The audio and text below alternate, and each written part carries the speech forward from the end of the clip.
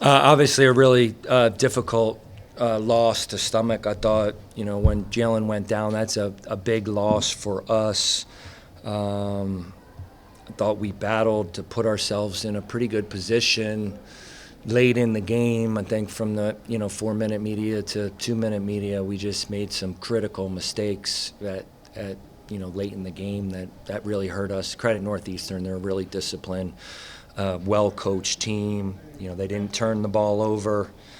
They beat us. They beat us on the glass at some key moments, and we let them get the ball where they needed to, and they made the plays. So credit to them.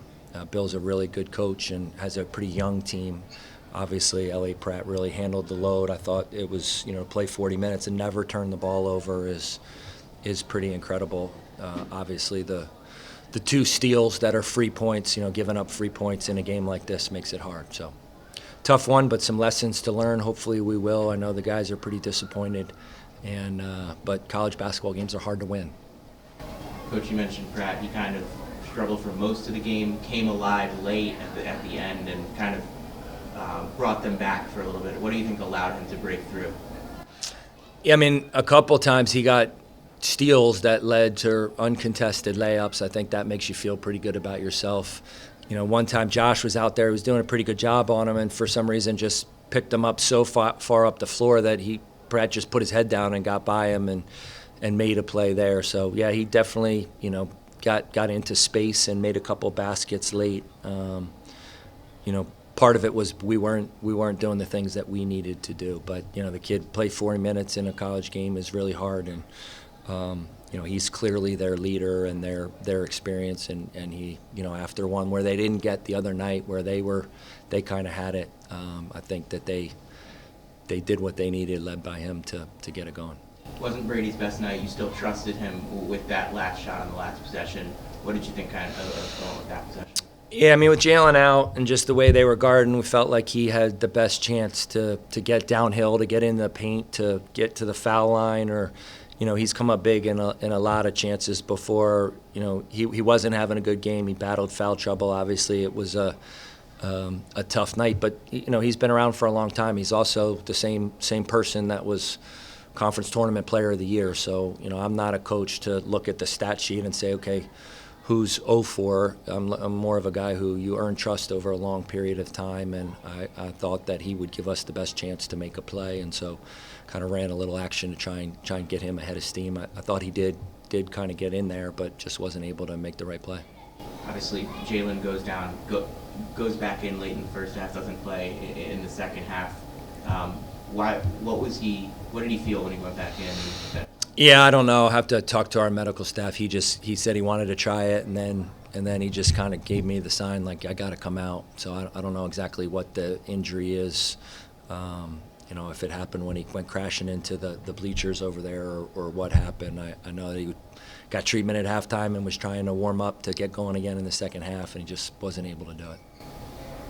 How would you overall kind of evaluate the performance today from slow start, kind of get back going, take control, and then lose control? Yeah, we've got a lot to learn, and every game, I've said this for a long time, every game has its own identity. So we played in an environment the other night where 16,000 people, you can't hear anything, you can't hear your own self think, let alone communicate on the court.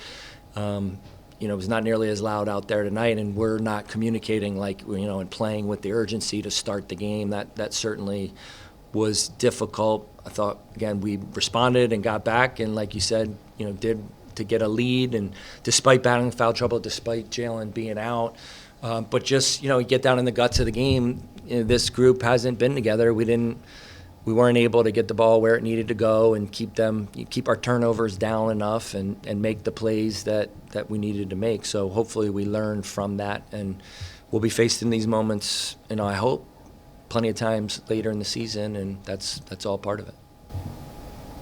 Coach, talk about Kyle Carlesimo's development. When you need scoring in the first half, he was there to provide it. Just what does he mean to this basketball program? Kyle does a lot of things. One, I think it's significant that we have one captain. His teammates, but far and away, we had six of the 16 guys got votes, but he was, distinctly almost unanimous in that category. So, from his peers, he's a leader of the group, and I think from a coach's perspective, he's grown up around the game. He has a lot of thoughts and a lot of ideas, and he's always throwing things. Well, what about this or what about that? And as a coach, I appreciate that, the acumen, and he wants to win. He's been in college basketball for a while now, and he hasn't had the biggest of roles, and especially with Jalen going down, I think he's worked hard for those moments and those opportunities. He's a shot maker, and so I think when he gets going, he didn't see a lot of them go down the other night, but he's been shooting it great in practice. So, when we needed him, he made some big shots that helped us in a lot of ways when not many other of us were making any.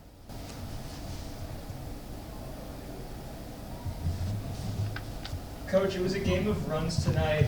Northeastern kind of just had the last run at the very end there. How do you coach out these slumps for the team in practice over the next weeks, just to make sure they're not really falling into that trap of just having these minutes-long slumps throughout the rest of the season?